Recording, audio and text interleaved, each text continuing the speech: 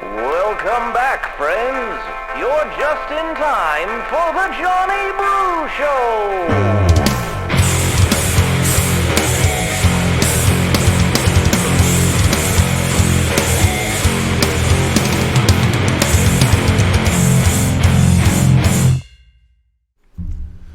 What's going on, everybody? My name is John Brookhagen, host of the Johnny Brew Show, and welcome to another fabulous episode with another great conservative candidate as you join us for Red Wave 22. Last night, I had Noah Malgeri on, and today we have somebody else from CD3, Clark Bossert. And when I had last night's show, I kind of screwed up the promos, and I told some friends that I'd get the word out. So I'm going to open up the show by telling you a couple of things about some of my friends here. First of all, I don't know which graphic we have first, but we have something coming up really soon. Which one? The CCW.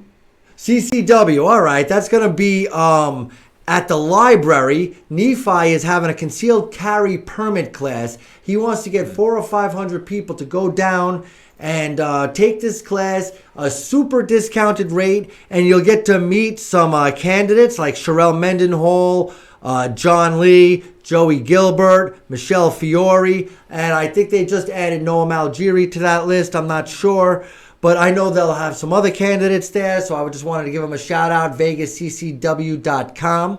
We also have the Clark County, the CCRP convention. That's this coming Saturday on March 19th from 8 a.m. to 11 a.m. is going to be the CCRP meeting. From noon till 5 will be their annual convention. And they're obviously going to have all the candidates who are here in Clark County over there. Next, we have the Asian... Hold on, I got a statement. I want to get it right only because Vince has been so nice to me and I screwed up the promotion last time. The APCA's objective is to increase the Asian Pacific community's awareness of civil, social, emerging, new legislation, and the current issues in our culture and politics that will affect you and your children's lives. So they just bring the Asian and Pacific Islander community together. Contact Vince Palmieri at... I don't have the number. But you look up APCA on Facebook and you'll be able to get in touch with Vince. Next we have, the big COVID summit. All right. That's going to be hosted by Wayne Allen Root. We're going to have Dr. McCullough. We're going to have the Bat Lady. We're going to have Dr. Fred Simon. And I'm going to be interviewing each and every person from around the world that has been knee-deep in COVID for the past 2 years. And so that way we can get a report card. Where we stand now, what was true, what wasn't true, what's been proven true, the origins, the vaccines, the mandates, the motives. That's all going to be covered at the end of March right here on the Johnny Brew Show. And is that it? Great. So guys, if you like this coverage, I need you guys to subscribe. Spotify, Apple Podcasts, Rumble, YouTube, Facebook. Check that all out. And then finally, what we're all waiting for. We have with us today, running for the House of Representatives, Mr. Clark Bossert. Welcome, Clark. How you doing? Good, John. Thank you for having me. You got through all my promotions? Yes, sir. All right, good. And you'll see me at a lot of them, so be sure to attend. Good. And anytime you want, jump in and let us know where we could find you. First, let's start out with his campaign video. Play tape.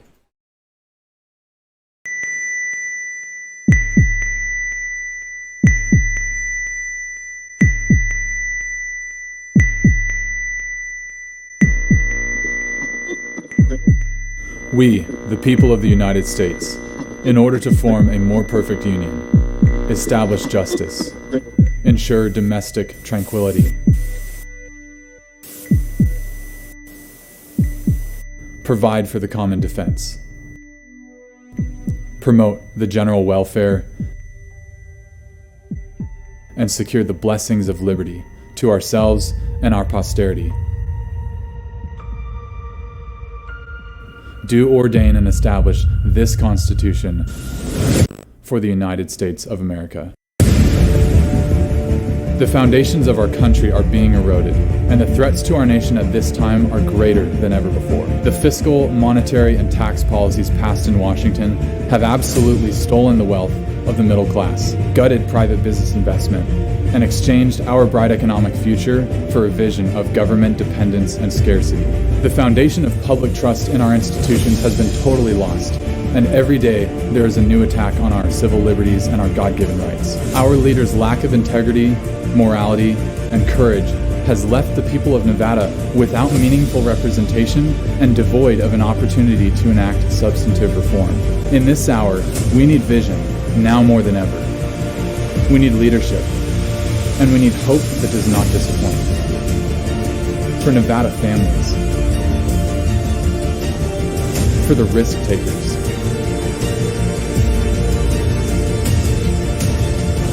for the most vulnerable among us, for the defense of our God-given rights. It's time to restore the foundations, and it's time to fight for our future. My name is Clark Bossert. I'm running for the United States Congress in Nevada District 3, and I approve this message. Well, geez, not like anybody else's campaign video. I don't know how many episodes of the Johnny Brew Show you've seen, but I usually start out the interview with telling people how their campaign ad looks like everybody else's. Yeah. You're not going to get that treatment. You've gotten my attention. Wow. Well, I'll tell you what, that campaign script and that video, we shot it for free with a group of friends back in August. And and it's aged pretty well. So this was just kind of the vision for the campaign from the start. Everything that you said in there, every word. So I wrote it all. I wrote the script, and I felt like, man, this is what I feel like is the vision moving forward for the next 18 months throughout the campaign. So and nothing's changed. So from the start to the finish, we're in this lane. And, I was telling you during the thing, I have a class, a summer camp class, and we have the kids dissect. If I'm not mistaken, is that the first or the second paragraph of the Declaration of Independence? First. That's all right. There you go. Yeah, that's right at the opening. And we have the kids literally dissect and you stopped on every single comma and let that take effect. And I got such a admiration for our founding documents that rang so so well with me. And but it's serious. I mean, you're not trying. There's no sunshine and rainbows in that ad. No, and I have a lot of hope for our country. And I'll tell you why later. I mean, we can take it back. It's just going to take everyone at the top and the bottom and the middle. But really, with that video, I wanted to show folks, hey, this is we do ordain and establish this Constitution for the United States of America. And the whole function of government is just to preserve your God-given rights of life, liberty, and the pursuit of happiness. I don't need to tell you what hat to wear. Right. I just need to make sure that your stuff's not getting taken and your life's not getting taken. Right. No one else's freedom is encroaching on yours. Beautiful. Yeah, the only reason for laws is, people say stupid things like, oh, if I'm so free, why can't I kill somebody? Well, because you're infringing on their right. Yeah. That's why. You can do anything you want as long as you're not infringing on somebody else. Oh, that's the way it's supposed to be, at least. Mm-hmm. The government was to protect our rights, including not getting murdered. Yeah. And the pursuit of happiness, even if that means some asphalt so we could travel freely or whatnot. Yeah. And that's why I really liked it a lot. And it's not what, people necessarily expect when they see a picture. You're a tall, skinny white kid. Yeah. You know what I mean? And you look pretty, vanilla, no offense. That's fine. And then you see your ad, and it's like, your ad is anything but vanilla. And it looks like you're scared for our country. I would say I'm not scared because it's never right to make a decision out of fear, but there is a sense of urgency to move forward and to take action because we have an incredible opportunity being Americans to vote and to change our government. If you live in China, bless your heart, you could pray, but you can't run for office. What are you going to do to change your government? Right. We need to show up to the polls and affect change. And so that's why in the video I said that if you live in Nevada District 3, you're devoid of an opportunity to enact substantive reform because you're not going to get it from Susie Lee, who's the Democrat incumbent, and you're not going to get it from the current field of Republican primary candidates. Yeah, if I'm not mistaken, Susie Lee voted the same as Pelosi 98 or 97% of the time. And, you're right. And 91% of the time with the Democratic caucus. So she's more Nancy Pelosi than Democrat even. We might as well have Nancy Pelosi in CD3. Exactly. Regardless of how she pitches herself, she's a radical left Democrat. All right. So you were born and raised in California. Mm-hmm. And tell us about where you grew up exactly and what it was like growing up. Yeah, well, it was hot, just like here in Vegas.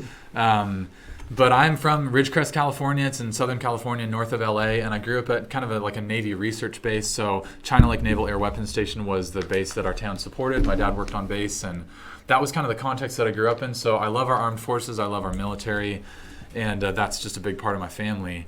But it was a great place to grow up in many regards, but really there wasn't a lot of economic opportunity if you weren't on the base. And so,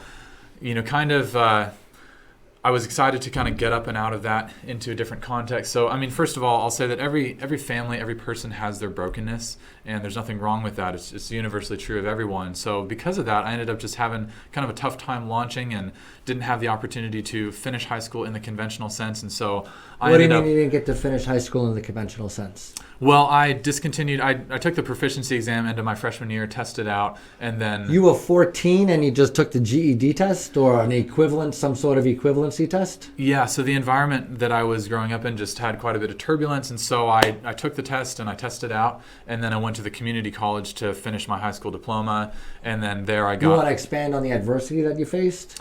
I want to stay centered on things that are campaign-centric, right, and also just honor folks in my life that were a part of those situations, because I don't want their lives to come under scrutiny. But basically, difficult family situation, and then just if you don't deal with your issues, they'll deal with you. And so sometimes if you've got a freight train of brokenness coming through your family line, it takes a lot of... So you went through some stuff, and you found that the easiest avenue to heal would be to graduate early. And then what did you do when you were 14 with a high school degree? Yeah, well, I worked for less than minimum wage, I'll tell you that. So you didn't go to school and all this, and you were 15 years old, you graduated, and you got a job. Well, yeah, so I was digging ditches for $6 an hour when minimum wage was $8.25, and then I managed a restaurant for 2 years, and then I was riding my skateboard up the hill to take community college classes because they were only $25 a credit, and that's what I could afford. And I got my associates in welding, and then I also got another associates in liberal arts and humanities. So through those experiences... You make more as a welder than you do as a hole digger. Yeah, hey, it's a great career to be in. There's nothing wrong with the trade. So after that, I got a scholarship to go to Liberty University, where I got my bachelor's degree in business. Really, at Liberty University. And did you go in person, or was that... Yeah, so I went residentially. And where is that? It's in Virginia. Lynchburg, Virginia. Best place on earth. I absolutely love it. Best place on earth. Second best to Vegas, because I love Vegas. But, it was a wonderful place to go. And Do you have pictures of him that we could see? I remember we had a picture of him skateboarding, and we had a picture of him as babies and stuff like that. There you are. Yeah. So if you can't tell from that picture, the double chin, the chubby cheeks, if you don't think that I believe in pork barrel spending, then just, there you have it. And it's funny because I think we're going to see a picture of your daughter, and she's got that same big fat face. And look at how skinny you are now. So I don't think we have to... Oh, those are from my genes. So yeah, Phoebe, who's coming up here on a picture soon, she's all filling and no crust. So she's a real sweetie. There he is, skateboarding. Ollie on the top of the ramp, hiking. There you are. Looks like me in high school. Is that your wife? Yeah, there's my wife, Lindsay. Beautiful. And we met at school. That's at her home. She's grew up on a dairy farm in Pennsylvania, just right in the center of the state. And you guys met at Liberty University? Yeah, we met at Liberty. Maybe that's another reason you like it so much there. Positive associations. So. Yeah. And that's actually, I'll come on to that in a bit, but that's the machine shop that I worked in at UNLV. I was their machine shop manager for science and engineering. And so I've been very blue collar, I've been very white collar. Right, because you got that welding associate's degree and whatnot. Yeah, that was actually just the other day. I went back in to stop in, so I'm in a sweater. But I've spent plenty of my life cutting chips. And there's Lindsay and I and Phoebe. There you go. Do we have any more pictures of the... Is that the last one? Very good. All right, so you are, quite a regular dude. I mean, I've seen you in a suit and tie. Yeah. Speaking at some places, you clean up real nice, but then at the same time, I see you skateboarding. You're a natural.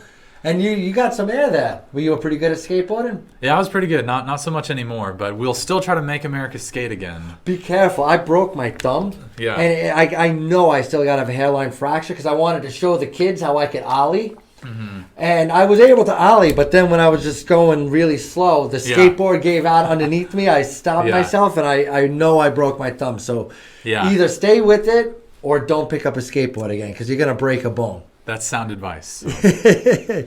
All right, so you're working, and then you end up at Liberty University. You meet your wife there. What are you studying at Liberty University? So I studied business for my undergrad. All right. Yeah. And then, what did you want to do with that? Why did you decide to go into business? I mean, I love business. I love markets. I love relationships. I love economics. So it was a great fit for all those reasons. But also, a big passion of mine is engineering. And prior to coming to you love Liberty, math? I love math. We love math. I could be better at it, but I do love it. And I'd won a private science fair 2 years in a row back in Ridgecrest. So that's kind of how I got just some of my background with engineering. Like as a middle schooler? No, so at the beginning of high school. And so it was the Neville Vanover Science Technology Competition. I ended up inheriting like the original Van de Graaff generator. You put your hands on it, it makes your hair stand up. Right. So I built a museum quality one of those. So through that, like my dad's an engineer, my family they're engineers, and that's always been a passion of mine. So business was not the best fit, but it was still really valuable, and I'm really thankful that I got that degree. That's wild. Yeah. I mean, that especially with the science fair, and then you're winning science fairs, and then you're taking the GED and testing out and digging holes. I mean, you're a nerd, you're a worker, then you're a skater. Now you're going to Liberty, which is it's also a religious school as well, right? Christian university. Yeah, so now it's just a liberal arts college, but it was originally back in the 70s just a Baptist seminary. So it's still... now is it just a Christian influence, or is it officially a Christian school? No, it's officially a Christian school. Oh, okay. Yeah. Because I know I've seen commercials and stuff for them. And my son's looking to go to college. Yes, by all means, please send him. So, yeah, best place.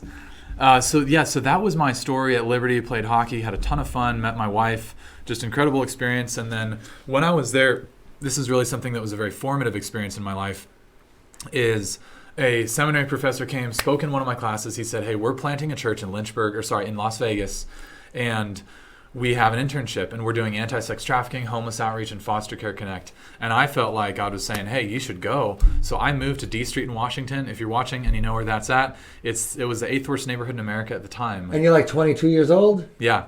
I don't know. Yeah, something around there. And I you moved just shipped off to Vegas just to plant a church, or more so work with some of the underprivileged? Yeah, we were just doing anti-sex trafficking, homeless outreach, foster care connect, and I've given some of the best years of my life to doing that work, and I did it for 2 summers, for 3 months each, and it's a real rough neighborhood, and the more that I was doing that work, I realized these are all policy problems that need to get solved from the top down. So kind of the guilty pleasure thought in my heart was I want to go back to Virginia, get my degree, move to Vegas. And fix it. And just get a regular job and continue serving with every free bit of time that I have. So that's what Lindsay and I have done over the last 7 years.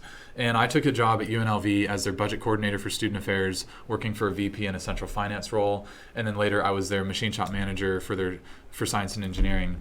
In that nice new building? And they have a beautiful engineering building. Yeah, it's awesome. So I had a ton of fun there. And when I want to hear more about what you did on D Street. And so you work trying to prevent sex trafficking or to help sex trafficking. And you said that you noticed that these were top-down problems that could be... Good question. Explain. Sure. Well, I mean, and I'll just be savage here. Go for it. We look at D Street in Washington. We look at, first of all, every single major metropolitan area in the entire United States is run by Democrats for decades. So if there is systemic racism, it's on them, because we see minority communities consistently not thriving in these areas. And that's because the Democrats... Take Chicago, for example. Exactly. Every 6 months in Chicago, we've got 3,000 people getting killed. We've got a 9/11 every 6 months. And that's at the hands of Democrats. So, you look at it, and they've really created the Democrats to say, hey, we can't own slaves, so let's just create the modern-day plantation of government dependence. That's what they've done. So if you live in that area, you have a 94% chance of living in that same cycle of poverty and brokenness when you grow up. A generation later. Yeah. And Trump even said, what do you guys got to lose? Mm-hmm. Give me a shot, because you've been following these same failed policies for 40 years and things are not getting better. Yeah, because you've got inadequate public transportation, failing schools, and if you live in that area, you have to send your kid to a failing school. You don't have adequate policing, so you can't attract business investment. And it's terrible. And then you've got Susie Lee and these other pandering, disgusting Democrats coming in and saying, hey, I'm an ally and I'm an advocate for you, and nothing changes, and we're trying to get funding. And I'm like, listen, all the money that you're maybe going to bring, a couple dollars here, throw some crumbs at your district, right? That's costing us in inflation through ridiculous government spending. We can talk about that later. But but you mentioned, what you're saying is what I'm always saying. is that education is the ticket out of poverty. Yeah. Education is the ticket out of the inner city. Yeah. But if you don't have a good school and you don't have the ability to have school choice or have any other options but the failing school, it doesn't matter if they give them more money. We could pay the teachers more. The school's no good. We could put carpeting and give you an iPad. Yeah. It doesn't mean that you're going to get the education you need to lift yourself out of that situation. It doesn't. And then we also have the silent bigotry of low expectations. And with certain groups who say, hey, this minority community, they just can't perform. And I'm like, listen, they are just as smart as anybody else. Right. They can learn calculus. They can be held to the same standard. They can perform and be geniuses. And it's racist if you don't think that that's true. Right. Or Seriously. to give somebody an unfair advantage in order to give them a handicap because they need it. You know, that's, like you say, just having low expectations for people. Yeah. And economic mobility, I mean, all of these things, education was personally huge for me to get up and out of the situation that I was in. And those opportunities that I had are not going to exist for a large chunk of people. Right. If that you are weren't trying to come up smart now. enough to graduate in ninth grade, then you would have been stuck in a situation that obviously you didn't want to be a part of. Yeah. Well, and even still, I mean, cheap education, just access to those kinds of things really changed my life. And there's folks that are not going to have those opportunities. And I think there's also something to be said for having an education, being able to think for yourself and make decisions for yourself and be able to say, you know, this doesn't make sense. And like you said, when you came over here, you said, wait a minute, the problem isn't the people here and that there's not enough money here. The problem is the policies that are coming up from up top. Yeah, that's why the focus of a legislature should be like, hey, are you more free? If I sign this, are you more free? Are you more likely, are you more incentivized to start a business, to do something productive? Are we punishing and disincentivizing crime? Are we focusing on savings and production rather than consumption and spending? Lots of things like that. So then when we look at the race, we have a primary coming up in June. Right now, April Becker is apparently the favorite. Yeah. She raised $800,000. John Kovacs and Noah Malgeri are both up there with about John Kovacs $280, Noah Malgeri $180, and then Susie Lee, she's raised $2.4 million. Yeah. And you've raised $13,000. Yeah. Yeah, well, I'm the latest entrant into the race. So that was our filing through the end of the year. And so we're going to have an exciting filing number here, I'm expecting at the end of the first quarter. But I'll also say that we don't need infinite amounts of cash. And you look at Hillary Clinton going against Trump. I mean, I think she outraised him 2-1, and no amount of money could have drug Hillary across the finish line. And so right now... Right, but 2-1 and $2.4 million to 1.2 million, 12,000, you know, you're talking about, you know, 5,000 to 1. Sure. Which is totally fine, and I understand that financial viability is an important assessment, right? You know, quality to determine if a candidate can make it across the finish line. But I'll tell you this: we only need, and we have a lot of exciting things in the works, so we don't need unlimited time. But maybe you don't have unlimited time. Yeah, we got a primary, and I think it's 94 days. Yeah, so there's some exciting things coming out with just different campaign efforts that I'm tempted to talk about it, but I'm going to keep some of it under wraps. Oh, don't be afraid. Yeah, well, I'll keep we don't some mind. Nobody's watching. You'll be seeing it and you'll be hearing about it, and it's going to be pretty exciting. But with that, you know, at the race, we only need 8,300 votes to win. So Danny Tarkanian won in 2016 in the primary with 16,000 votes roughly. Dan Rodemer won in the primary with 25,000. So out of 725,000 constituents in Nevada District 3, there's only going to be, you know, 23,000 votes cast. So of that, and we're in a 4-way primary. So I'll say 10,000 votes. I'm going to shoot for 16,000, but it's very winnable. This isn't a nationwide race. Right. And so thankfully Have we're you in a ever great run position. before? No, this is my first time. So, I mean, you talk about, you know, you noticing what's going on down on D Street, the homeless problem, sex trafficking. These are all things that if you were to run for city council, if you were to run for assembly or state senate, you're 30 years old. Yeah. Why are you swinging for the fences? I mean, you got April Becker, Noah Malgeri, John Kovacs. You got Susie Lee. Yeah. These people are raising tons of money. You're relatively new to Vegas. You're new to politics. You're 30 years old. Why don't you start out at the state senate or state assembly, or more specifically the Las Vegas City Council, where you could literally have an effect on D Street? Yeah. Well, there's a couple different reasons. First of all, I'm new to politics, but I'm not new to the issues. So I've been in the same lane for 15 years, 7 years really intensively here in Vegas, getting stuff done. And that's why I'm excited. Not only, part of the reason why I want to run for federal office and not just a state or local office, which I'm not above doing that. I'd be happy to serve there as well. But there's certain issues certain conversations that need to get raised to the national level that just aren't happening right now. There's no one there to lead the charge. And I don't think that April's going to do it. I don't think that Susie's going to do it. I don't think that these other candidates have the requisite competencies to be able to lead through those kind of conversations and make a change. Well, I mean, like you talk about Susie Lee. Susie Lee obviously is just, another Regular form of Nancy Pelosi, right? Yeah. But when you talk about April Becker, why somebody who has some more name recognition, more money, is stout, running against Susie Lee hard, always talking bad about Susie Lee. She says she's the Republican answer. Yeah. What is it about you that would better fill those shoes than April Becker? What does April Becker not bring to the table that you have? Yeah, I'd say everything, and I'm not just saying that lightly. And I say that because before I raised $1, I put every single thing that I stand for on my website, so you'll know exactly who I am and what I stand for, because it's your job to have an informed vote. It's my job to make that as easy as possible for you. April, on the other hand, just until a couple days ago, there was nothing on her website. She had a 1-paragraph blurb and then no policies. So it's like I couldn't even do my job as a voter if I tried, because she hasn't even done her job. And the job of Congress is, first of all, to make a law. And if you're not able to write your policies on your own website by yourself, especially as a lawyer, I'm not even a lawyer, she's a lawyer, this should be a breeze for her. If you're not able to do that, you're already failing the first job that a congressional candidate does.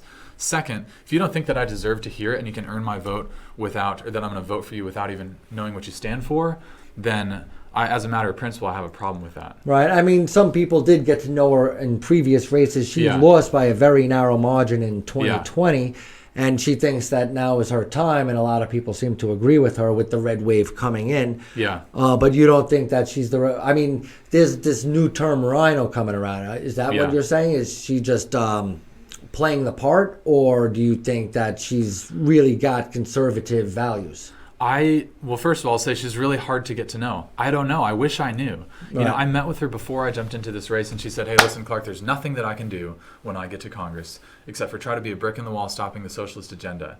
And I thought, that's not good enough. There's always more that you can do right away. You don't need to wait 10 years for a committee assignment. You can leverage your platform to make a difference right away. So I was there to support her, to get involved and be excited, because this is a top 5 must-win district. We should have the cream of the crop in this race.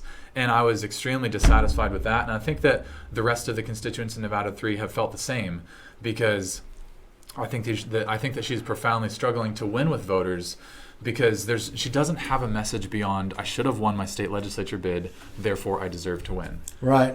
And that's not enough. I understand what you're saying. But my other question is, when you're talking about, you just came to me and you're talking about the engineering department at UNLV, and you were a budget, you oversaw a budget at UNLV, you worked with the homeless here. You seem to really know a lot about local issues. And you're passionate, and I am passionate. I mean, I'm very passionate about our founding documents. And the founding documents, we have a Nevada Constitution. I can understand why you would want to run for federal office, but how much do you know about, macroeconomics and sanctions and what's going on militarily and what's going on with trade deals and stuff like that? Yeah. When it seems like the things that somebody who would run for local office would do, you really have a pulse of what's going on there. How would you be able to relate your experiences to dealing with sanctions on Putin, or whether we should have a no-fly zone? Yeah, well, I would say that my skill set is probably better suited for a federal office rather than a local one, even though I think that I'm probably well-versed on both. But, so we can talk about any of those federal lawmaking type issues. So I'm passionate about all of it. I don't want to just go after 1 or 2 or 3 single issue voter type things. I really want everything. That's why everything's on the website. I wrote it all myself. Maybe there's a typo, but it's all there. And, for instance, like with our budget, that's a massive problem. The government, rather than reducing their spending, they've stolen your purchasing power. That's why everything's 20% more expensive, if not more than 20%. Right, and they keep talking about inflation being like 8%. But 7.9, that's not even close. Well, they say it's the worst inflation in 40 years, but if we use the same metrics to measure inflation as we did in 1981, our inflation would be 15-point-something%. Yeah. So we're comparing apples and oranges, and meanwhile we're trying to compare it to say this isn't the worst it's ever been, when it's the highest gas prices ever. That's now inarguable. And inflation could very well be the worst ever in our country. It is the worst ever, and we're only at the start of a hyperinflation super cycle. The Fed says that they have tools to address inflation, and they don't have any. I promise you they don't. What can you do? You can raise rates, you can't raise rates. You can crash the currency, or you can crash the markets. Right. We're going to have a currency crisis, I think, maybe at the end of this year, that's going to roll into a sovereign debt crisis. Well, we have to raise rates. And if we raise rates, we can't catch up with the debt. But not just raise them, you have to raise them above the inflation level. That's what I'm saying. Are you going to go like to 20%? 10%? Like 20%. Right. Well, they did try 20%, I think, in 79 or 81 or something like that. And it's painful. Right. Yeah. But they've never had 0%. Yeah. Like, we've reduced the rate so much that we're at 0, so we got nowhere to go. And even when they made the rates 15 to 20% back in the late 70s, early 80s, they were coming from 5%, 7%, even 3%. But you can't go from 0 to 20. Yeah. It's just not tenable. I mean, it's a total joke. We're in a really disaster kind of situation. And I don't want to be too bleak about our economic outlook, but it's a massive threat to our national security. We've got to get a handle on it, and neither Republicans or Democrats are serious about addressing this problem. And the math is pretty easy. If you look at, if we have 30 trillion in debt, 20% of 30 trillion is, 7,500, it's 750 billion, $7.5 trillion. And we only, as a tax, as income, as a country, we make about $4 trillion. Yeah. So if we have interest, at $7 trillion, obviously we would never, ever, ever be able to catch up. Exactly. So this is a problem. We are borrowing money that we have no intention of repaying. That, as a matter of principle, is already wrong. Right. We just get a new loan the next year to cover the old loan. Yeah. And so we're functionally defaulting on our debt through inflation. And countries are already de-dollarizing their sovereign debt. And we're going to get to the point in our country, maybe at the end of this year, where folks are dumping our dollars back at us. That's a worst case situation. And then, as a congressman, what would you be able to do? What kind of propositions would you make? What kind of bills would you support? Well, I mean, here's a great answer: is we need to drastically reduce government spending. That's going to be something that's easier said than done, because neither party is wants to do that. The Republicans run on that, and then they get in office, and they're like, "Oh, well, let me spend some stuff on what I think is important." Yeah, then they just blow it out. So. I would love to be on any, appropriations, any committee. And Congress controls the purse. So anything that deals with our financial situation, we need people with vision, principle, and conviction that are going to hold the line about these issues and not just pass the buck. What about the spending bill that just passed? There was a lot of stuff. Not only for Ukraine, right, and it was like I don't know if it was 2,700 pages, 1,700 pages, and they release it on Thursday, and they have to sign it on Friday. Yeah, and that's no way to make laws. It's totally crazy. There's nothing good and functional happening in Washington right now, because exactly how it works is you get there, and then Kevin McCarthy or Nancy, somebody says, "Hey, Clark, congrats on your race. So glad that you're here." Right. And we just know that you're a team player. You're going to come through with a big vote for us tomorrow morning. Here's a stack of pages delivered to your interns at 10 p.m. last night. You don't need to read them. It's really good stuff. Right. Just go ahead and sign. And we threw in $50,000 of crumbs for the peasants in your district. Right. So you're going to have a win on day one for your people. Right. And that's and that's what you get as a freshman. Yeah. Then, of course, if you've been there for a little while, then your brother-in-law gets a job with a solar panel contract that happens to be on page 973 of the bill. Yeah. So here's why it's important that I'm running the race in a grassroots, lean way. How I'm doing is because if I get to Congress, guess who will have gotten me there? Just you, just the people of Nevada District 3, because right now I'm beholden to nobody other than the constituents of CD3, because every other day there's somebody saying, "Hey, Clark, we've got a max check for you, but we want to have access. Right. We want to have," and I'm like, "Well, what do you mean by access?" It's like, if you vote for me, I need a max check. I need you to write that, but here's what you're going to get for it. You're going to get just as much access as anybody else and just as much representation, and that's it. Right. So there's a lot of corruption. There's a lot of slimy things. But if I get there, I'll say, "Hey, listen, nobody owns me. I owe nobody nothing." Yeah. That's why I'm running the race the way that I am, because there's more money on the table. There's folks calling me, trying to clear the field, trying to get me out of this race, trying to do other things. There's hundreds of thousands of dollars that we could have taken advantage of. And I said, "Hey, listen, if there's a string, I don't want it." So you've turned down money. Oh, yeah. From the start. From the start until now, till last weekend, I'm still Anything you want to elaborate on? Like somebody offered you something, or what What Yeah. is it? I mean, obviously they can't come to you with a briefcase and say, "Hey, you got to vote yes on No, but Build Back Better." They can come and So, they do saying, hey, if you want to go to county commission or state legislature, there's hundreds of thousands of dollars for you. You can write yourself a check out of the campaign as a salary as a candidate. And then also you don't have to do any fundraising. It's going to be a breeze. And I've said, listen, I'm not going to do that. You're not going to get me to change. So just like I was asking you to run down ballot, you're telling me that Yeah. other people in tenured positions, for lack of a better term, Yeah. have come to you and offered you money to drop out of the race and run down ticket Yeah. and to finance your campaign. Yes. And you said no. Yes. I think you're crazy. Well, I know, because I drive a Camry. I'm not independently wealthy. I've got a Right, wife. not even that. I mean, if you Yeah. want to get into politics, I Yeah. mean, run for assembly, serve for 2 years, get a bigger You seat. can, but think about it. If you compromise, if you start compromising, then it'll always cost you more than you think. It'll take you farther than you want to go, and it'll Right. keep you longer than you want to stay. I'm not asking you to sell Yeah. your soul. I'm asking you to run Yeah. down ticket. Yeah. That's what I'm saying. Which I'm not above doing that, but the only reason I'm getting offered that money is because I have a really great chance of winning the Nevada District 3 You think race. they're worried about And you. they know that. I don't have 2 pennies to rub together compared to my opponents. Right. Yet we're still reaching voters and we're winning with them on the first interaction, and that's scary. All right. And then if you consider, like, even you throw Susie Lee into the mix, right? Yeah. I mean, they got so much money and obviously name recognition. You think the red wave will Yeah. be enough to overcome ballot harvesting, mass mail-out balloting, Yeah.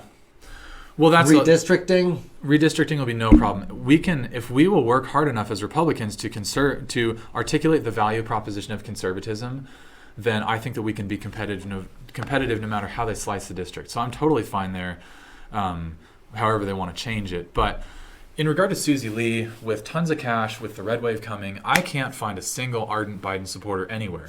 I'm like, are they somewhere? I have no idea where they are. So, for example, I was with Susie Lee at an event. I just gotten done playing hockey at LGA in Henderson, and that's when that was the old CD3 boundary over in Henderson. And a friend texted me. She said, "Hey, there's an event for Susie Lee at a bar. It's a left-leaning bar on Water Street. It's downtown. You should stop in." So I'm in like Carhartt double front pants, t-shirt, just Right. play hockey, and I go in. I keep a low profile. I'm just talking to some folks. Well, you're 6'7" or something. You can't keep that low a profile. I tried, yeah. And so I'm there, and Susie comes in, light, fluffy, 2-minute speech. She's like, "Hey," I don't even remember what she said. It was ridiculous. Go to Nevada. Yeah, so then I speak up and I'm like, "Hey, Susie, we've all gone through hard things living here in Nevada with the pandemic, with the economic fallout of the mandate and the lockdowns, and it would just really serve us well if you would just take a couple minutes, do a little public policy town hall, field a couple questions. That's what would serve us." I was trying to give her a really easy Right. on-ramp. Just give her a softball. Like, hey, this is how you do I'd the like to right learn thing. more, right. When you come to your district, you stay for questions and you talk to your constituents. This is her event. Right. It's not even a debate. And she said, "Absolutely not. I'm not going to do it." And then I asked her again. I was like, "Hey, listen, I know you have limited time. You've got to run. I want to honor that. But it would just really serve us if you would just field a couple questions." And she's like, "No way." And No then, questions. And then the room erupts. She gets heckled. She leaves. And then there's like 10 people there in support of her. There's like You don't have 50 video of this? There is a couple videos Oh, of it. all right. That's what when Yeah. I'm emailing you during I the know, I week. I'm should've- saying, send me some stuff. This is what I'm talking about. I don't even have the video. Don't worry. We're going to have a All lot right. more videos of the same type of thing because, yeah, we're going to bring the fight to them. And so she gets heckled. She leaves. There's like 50 people there against her, 10 people there in support. And I say, "Hey, folks, coincidentally, my name is Clark Bossert. I'm actually running for Congress in Nevada District 3, and I'd love to connect with you." So it turned into an awesome event for me. Did you make it rain business cards? Yes, I ran out. Yeah. Good. It was awesome. And so that is the consumer sentiment that I'm feeling all across the district. Everywhere that I go, people are sick of Susie Lee. They're sick of the Democrat policies. They're sick of watching our country be destroyed. And then John Kovacs, Noah Malgeri, even this Rainer Priton, I don't know necessarily who that is. I think he may have dropped out. I don't know for a Oh, fact. okay. Yeah. But, I mean, none of these guys are going to do the job. It's got to be Clark Bossert. Well, I'll let the people decide. But I'll tell you, I think that I wouldn't be in this race if I thought that there was anybody else that could do a better job. Right. I would be more than happy to run in another race. But the way that I've seen it, I'm like, who's going to hold the line and who's going to do a good job being able to have the mental requisite competence and experience to lead through policy discussions on complex issues in back rooms? Somebody Right. has to be able to do that. It's definitely not April. I mean, I promise you this, there's no chance that she's going to go head to head with me in any kind of debate throughout this primary. She's avoiding me like the plague. I guarantee you, we're going to host some candidate forums. Right. And she already hasn't showed up to the one at Red Rock Country Club, which I think that I won by a handsome margin. It wasn't rated or ranked, but that was how it went. And so that's just, she's kind of just hiding out and hoping that she So you wins. think she's pulling a basement Biden, Joe Lombardo campaign? All I'll say is that she's hard to find. I don't know when she does events. I mean, she plays her cards very close to the chest and reads the room of, hey, who's here? What should I say? Right. And with me, I have no idea who's watching, but I'll just tell you who I am and what I believe in. All right, well, let's talk about some of the things that you hold dear to your heart. First of all, abortion. You're a Christian conservative, so I'm guessing you're pro-life, right? Yeah. But it's one of the top things on your website, so I want to give you an opportunity to tell us how you feel about that. Sure, yeah. Well, it's super simple, but it also touches a lot of hearts, and it's an issue that we need to have sensitivity but still be uncompromising about, because the only two relevant questions in the abortion debate are, is it a life, and if so, when? That's it. If your logic doesn't start from that starting point, then you will end up at the wrong policy conclusion. And scientifically, morally, spiritually, and in every other way, it's a life, and it's a life at conception. And so then the question is, who's going to stand in the gap and fight for those that are most vulnerable in our society, most least able to defend themselves? Right, because it's weird, because I don't hear, progressives making the argument that, it's only a life until it's birthed. Like, that's not their argument. Their argument is just, it's my body, my choice, but it's really not your body. It's a different person. Yeah, and as a moral society, like, listen, my 6 months old is not viable in the woods for an afternoon. She would die. Nor is her 86-year-old grandmother. Yes, with a pacemaker or something. So it's like there's no way that you can draw the line and say that a baby in the womb is not viable. Listen, they are humans. They're just smaller, and we need to protect them. But also for mothers that are in an unwanted pregnancy, I want to have a ton of compassion for those situations. The church really needs to step up. We need to have folks step up and say, hey, let's give you an avenue to where you can carry this baby to term and not make a decision that leads to more brokenness, because it's already having, if the dad's not in the picture, whatever the situation is that makes the baby unwanted, if you add an abortion to that, it's just going to break the mother's heart, and it's going to end a life. How about the Second Amendment? That's another one that's right up there on your... Yeah, well, I'm pro 2A, and listen, it's not just for hunting or for enjoyment or trap shooting. You're 662 times more likely to be killed by your own government than you are by any act of gun violence. So that takes into account the 38,000 gun deaths that we have roughly here in the U.S. I think we're the only country that considers suicide a gun death. Yeah. Why would we use a different metric than everybody else? And why would we, when you take 33% of 38, you're talking about 12,000 deaths in a country of 43 million people. Yeah. There's no gun epidemic. If you take out Baltimore, Chicago, then all of a sudden we're down to 9,000 deaths. And then what if we did this? What if we had all the folks that are CCW carriers or open carrying, and they're stopping an active shooter? That happens all the time. Right. And what if we tallied up, hey, who was in the room? Who could have gotten shot? How many bullets were in the magazine? We don't have calculations for those numbers, but the point is, our firearms that we own are not just for self-defense, but they are to stand in protection of our civil liberties and our God-given rights, which are getting run roughshod over right now.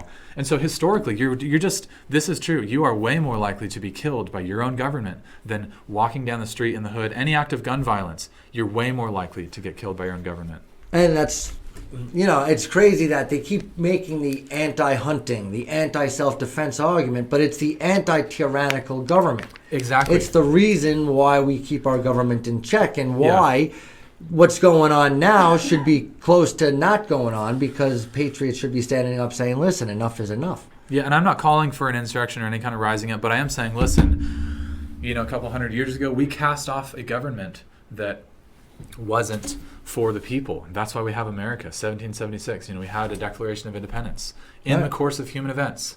That's how over it a started. Stamp Act that I think was like half of 1%. And it was over a lot more things. So they had like 17. Of course. Yeah, grievances, but I'm saying our COVID lockdowns were way more oppressive than the Stamp Act. Yeah, it's funny because Facebook and YouTube are way more oppressive than the Stamp Act. Yeah. And even the Stamp Act wasn't even the egregious thing that tipped the scale, that was the straw that broke the camel's back. that was just, I forget which list it was or enumerated where it fell. But all of the other issues, that was the one that we get taught in public schools of taxation without representation. That wasn't even the top of the list. The rest of them were freedom issues that they fought back against. So that's just another little bit of secular education. Also, the government controls the means of production. That's why we ended up becoming a coffee drinking country, because of the Boston Tea Party and stuff like that.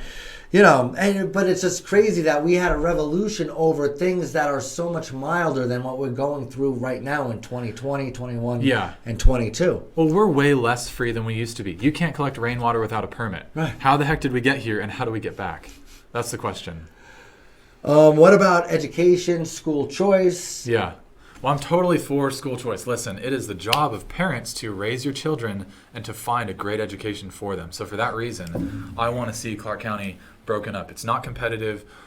Competition always drives up the quality of the product, and it drives the price down at the same time. And so what I'd love to do, let's take some of the tax revenue that's applied to public schools, put it into a voucher, give it to the parents, and say, hey, you can take this to any qualified institution, get a great education for your kids. But if you're working for the federal government, if you're a congressman, I don't see anywhere in the Constitution where education even shows up. Why are you even worried about education if you're going to run for federal Congress? Yeah, well, and that's, like I said, you can fix things through legislation, but also just raising conversations to the national level. So that is true. If I wanted to make just a education difference, school board is one of the better places to do that. But I wrote the policy just because I care about all of these issues, and so I can still work, in a form of advocacy and just to try to make a change. Right. How do you feel about how much power our federal government has in general? I mean, healthcare, education, there's a myriad of things that the federal government has their thumb in that they shouldn't even be concerned with. Yeah, I believe in a small central federal government and strong states' rights. So that's kind of my philosophy there. But there are, there's certain funding things. There's little bits of impact that I can have, and then also certainly partnering with folks that are trying to make a difference here in Clark County, saying, hey, let's get them some funding. Right. And, I don't mean to, of course, I'm for school choice. You said you're for school choice, and that's great. I'm just saying, if I was going to run for Congress, which I'm not, obviously, but if I was, I would be going in there like a suicide bomber, trying to just give away all my power and just say, all right, let's write a bill that I can't talk about education. Let's write a bill that I can't talk about healthcare. Let's make it so the legislator is only worried about the purse strings and worried about declarations of war and stuff like that, like what they were originally. Now they're so worried about like racism. Like, where in the Constitution does it tell us that Congress is in charge of racism? Yeah, like it doesn't. The whole thing is just bananas. Well, what we're seeing is government that is functioning beyond the scope of their jurisdiction. So I am not allowed, if I were in power, it doesn't matter what power I'm in, I'm not allowed to tell you what you have to put in your body, be it a vaccine or anything else. That's just beyond, I'm not allowed to tell you. Nor are you even qualified. Yeah, it doesn't matter, even if I were some super scientist, super qualified, then, that is not in my jurisdiction. Right. I can't tell you what religion to be, who to marry, what to put in your body, how to raise your children. That's just not something that's in the jurisdiction of government. And that's, now you're more along the line of what I think government should be, and again, I'm a big proponent of school choice, obviously, and I'm concerned that not only, say, is Vegas 49th in the country, but our country is like 30th in the world now. I mean, the chickens are going to come home to roost. Yeah. We're going to pay for this. I think we're paying for it now when you see Biden or Kamala giving a speech on a war, possibly World War III, and they sound like they don't even know what the hell they're talking about. I'll promise you, they don't know what they're talking about. And you look at our education system, and we're not training people to have core competency skills. We're training them in woke critical race theory indoctrination. And so rather than things that are going to help them launch. So, you're in this world, And that's increasingly the problem. It feels like our leaders are not even in the same world we're in. Yeah. Pumping gas when it used to be $25, now it's like $55. In some places like Vegas, gas is doubled, more than doubled. Yeah. I remember during the election, gas was like $2.04 or $2.09. Yeah. And now it's like $5.04 or $5.09. Yeah, and it's probably going to get more spendy. This is just the beginning. And that's the scariest part of the whole thing. Immigration. Now, that's something that Congress should be talking about. Yeah. What do you want to do about immigration? Yeah, well, I'll tell you what. I'm all for, if you want to legally immigrate to this country, by all means, please do it. Go through the process, take the naturalization oath, cast off any previous allegiance to another country, and say, hey, listen, of course I'm going to retain some of my ethnic and cultural identity, the food I like, the music I like, things like that. But you're going to say, I want to be an American. I want to love this country. That should be a prerequisite to immigrating here. It should be. But so here's the situation. We've got a wide open southern border. We've got 2.2 million people that have come over, and the Party of Compassion. I think it's a lot more than that. Yeah. Well, now that was a January number, so it's more now. But the Party of Compassion being the Democrats, they've let all these people in, and they've done them the service of making them second-class citizens because they have no legal right to be here, so they're much more likely to be exploited and to work for lower wages. Right, whether criminally or sexually or anything else. Yeah, and I mean, even if they came over and they were a decent person, but it was still legal, you know, when you cross into our country, you don't go through the process, you cut in line ahead of somebody else that doesn't share a geographic boundary with the U.S. that may be really deserving elsewhere. Right. When you cut in line ahead of them, then it's a mess. I mean, the first thing you've done is break our federal immigration laws. That's the first thing you've done on our soil is break a law. Break a law. So what I'll say is we really need to have strong border security. I mean, if you can't define your own border, you cease to be a nation. It needs to be, hey, that's what a nation is, right? This is physically where bad ideas stop and hopefully good ideas start. And right, whether you're talking about Israel and Syria, Russia and Ukraine, or United States and Mexico. Yeah. It's two different cultures. It is. And not even just cultures. It's different nations. We have boundaries. I can't, and it's totally fine to have that. So it's not racist. We need to have a secure southern border. All right, and then moving on, we have energy, which is obviously, a big problem right now, whether you're talking about the Green New Deal, or you're talking about pipelines, or you're talking about Russia and their means of economic stability. Yeah. What is it about energy that you would like to see done? Yeah, sorry, this is not energy related, but we go off on tangents. Yeah, our old Republican senators and Democrats alike, they could use some energy, I'll tell you what, to get something done. But in regard to energy policy, so listen, decade after decade, we have talked about climate change, global warming, all of these things, and we've put American industries and energy last, and we still haven't even fixed the problem. So, if you look at like renewable energy, that's only 3% of the power on the global power grid, and they're wanting to have that be 50 or 100% by 2050.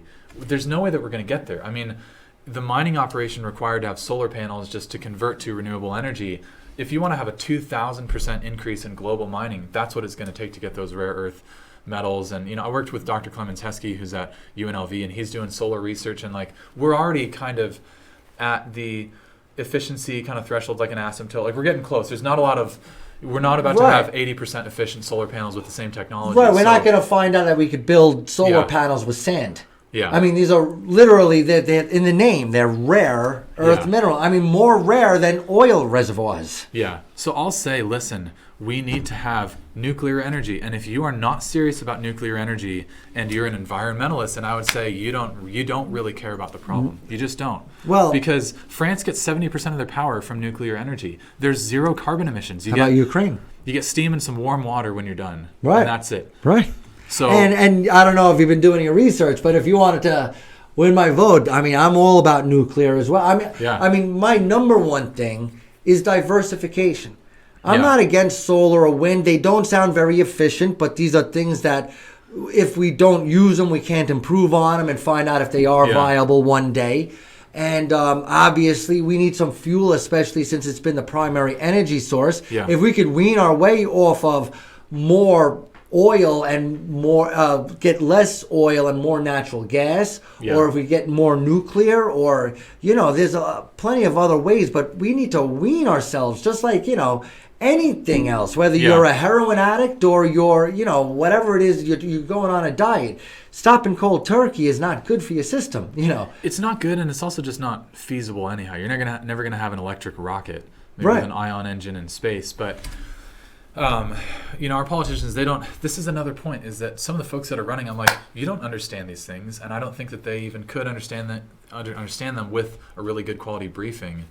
So, yeah, and we look at like China, if you're an environmentalist, which I believe in environmental stewardship 100%. Well, of course. And I mean, as a Christian, don't trash the planet. I think Right. we ought to take good care of it. Clean up after yourself. Don't have nuclear waste flowing out the back sewer. Yeah, so that's even something that I differ with some Republicans in, because I'm like, hey, I've lived in Alaska. The glaciers are smaller than they used to be. Right. The climate is changing, but it's not a And catastrophe. you were a skater. You got to be a little bit of a hippie. Yeah, there you go. Well, don't worry, I'm a conservative. All right. But we look at like China and Bangladesh, India, you know, they've got 1 billion people coming online, expanding their carbon footprint in the next 10 years. Right. They're doing shipbreaking in And Bangladesh. they're expanding it.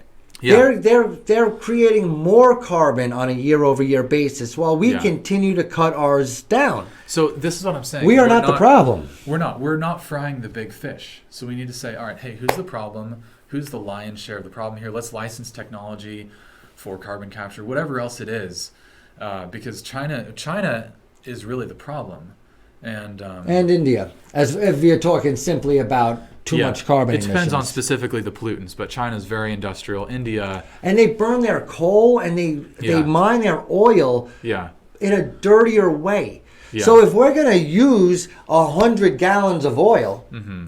if we produce that oil in America, it's going to do less damage to the environment than if we produce it in Russia, because Exactly. we have higher standards for these things. So that's Yeah. another advantage of us Yeah. tapping our own reservoirs. we totally should. It's so ridiculous that Biden went to Venezuela and I think UAE trying to get some oil to come our way, Right, as and well they as- turned him down. What a joke on the national stage. This is not. Well, who that we are was as Saudi Americans. Arabia that wouldn't take their Yeah, calls. yeah. You were right. It was UAE and Venezuela. And then they're also trying to get Russia to broker a deal with Iran on our behalf so we could start tapping and getting oil from Iran.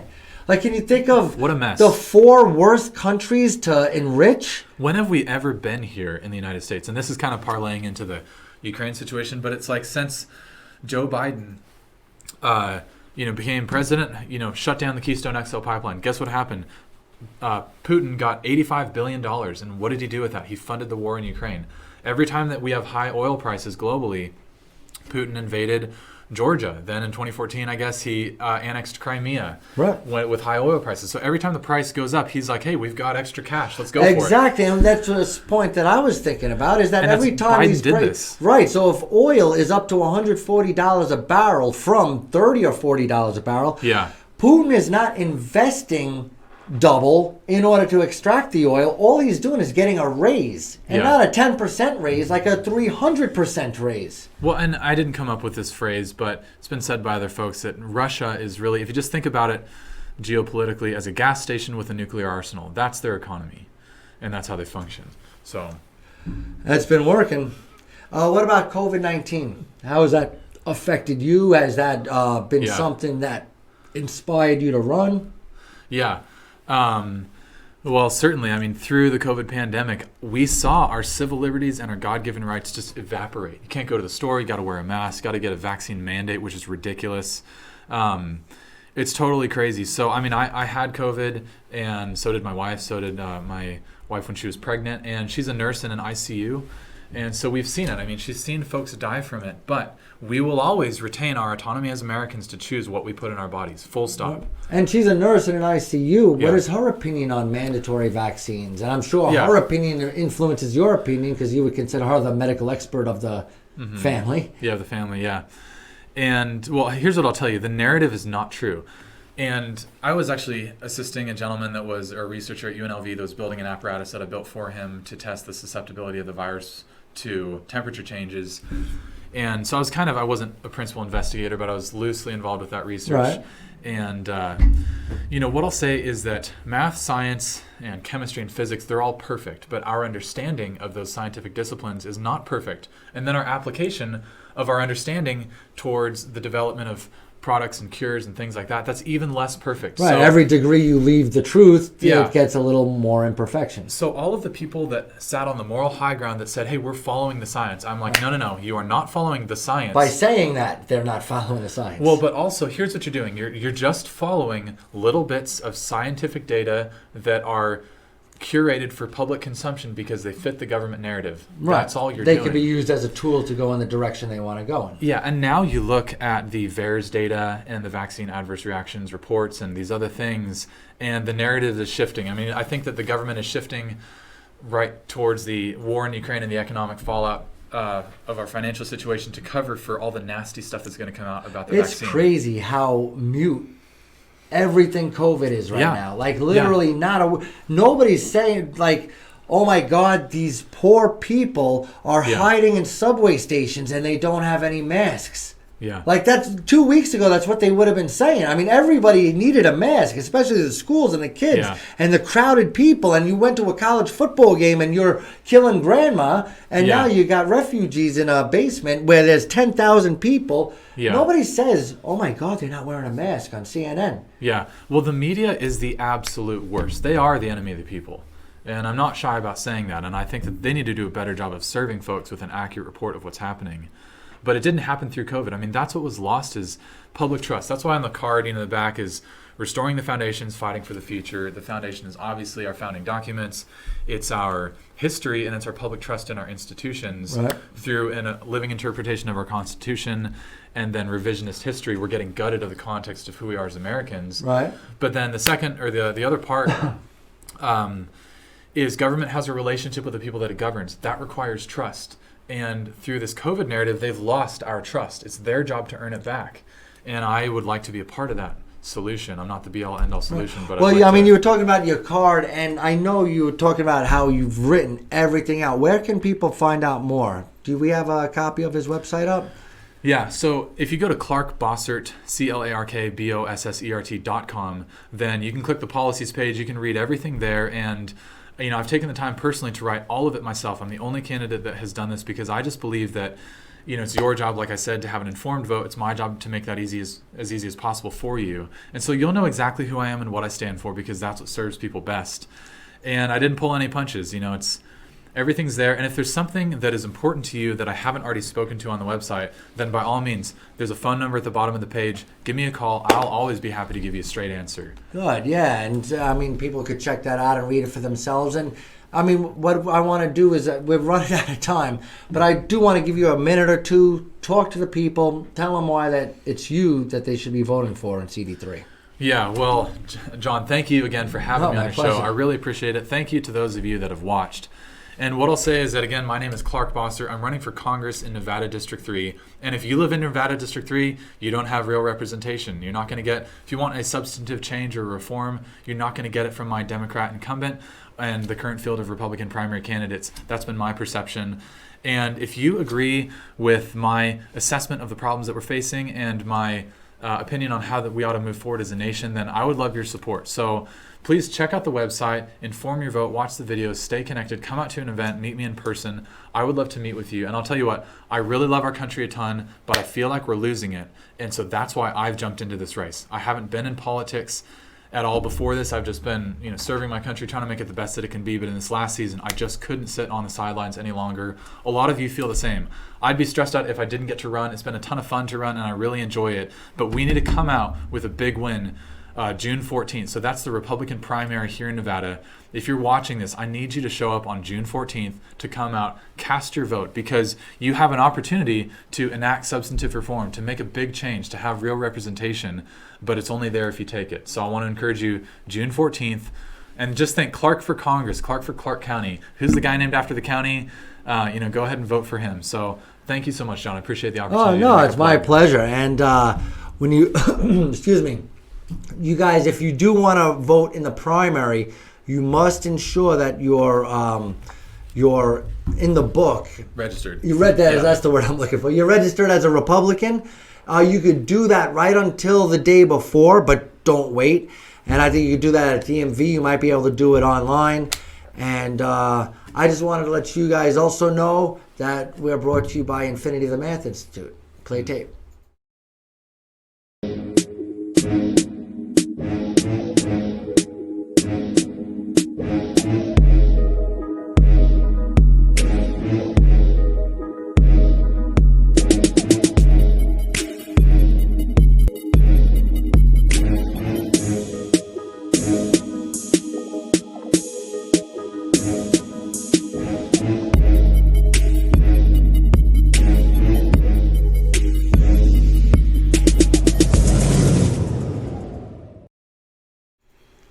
All right, so you can go to themathinstitute.com or call 702-768-1777. I wanted to thank Clark for coming on, and do you have any parting words? No, John, thank you so much. I look forward to seeing you on the campaign trail. Come out and vote. Make sure that you're registered to vote, and God bless America. Thank you so much. All right, guys, I need you to hit that subscribe button. All right, let us know what you think. Throw us a like. Most importantly, tell a friend about us. We need to grow this because we're only going to grow organically. I promise you. YouTube, Facebook, they ain't pushing my material for anybody, all right? If anything, they're hiding it from even the people who want to see it. So I need you to be active, look for it, share it with friends, and help me grow because I'm literally growing one subscriber at a time thanks to you guys telling your friends about it, all right? Thanks to everybody, and we will get you next week. My name is John Brookhagen for Clark Bossert and the Johnny Brew Show.